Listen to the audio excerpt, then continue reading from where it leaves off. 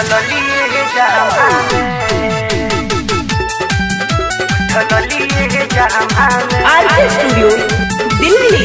फेर लवल लगवानी त गल पर आइल कोठवा के ललिया न बहुत झुराइल ए राजा सुनो। फेर लवल लगवानी त गल पर आइल कोठवा के ललिया न बहुत झुराइल। अतने से कहानी आकी घुमाना घामा में। अच्छा अतने से कहानी आकी घुमाना घामा में। कर घर देलू काहे उठलाली तू जमा में। कर घर देलू काहे उठलिए जमा में। काहे ना जियो फतार बनी त केकरा में रगरे जाए ना। उठलिए जमा में उठलिए जमा में।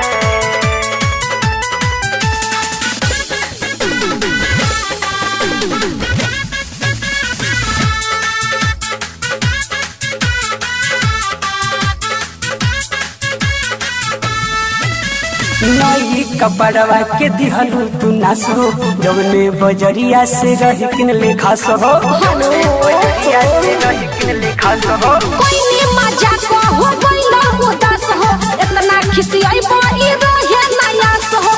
लड़े लगला ऐसे जैसे लड़े लगला ऐसे जैसे होला डरामा में। हाँ हाँ होला डरामा में। घर देलू काहे का? उठलाली तू जमा में। तो का हो जाई? घर देलू काहे हेलो उठलिए जमा में। अरे जाए दादा हटा उठलिए जमा में उठलिए जमा में।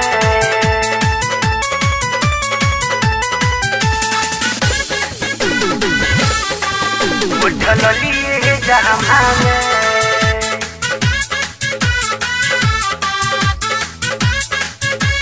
सुनो का लगाई के बॉर्डर की रिम देह में सगरी। अच्छा। दोपहरिया में घूम जालू बहरी। दोपहरिया में घूम जालू बहरी। रूपवा में रूपवा हमर गइले बिगड़ी मुन्ना वीरेंद्र कहो कैसे सुधरी। जादे मन करी हम घूमब समा में। जादे मन करी हम घूमब समा में।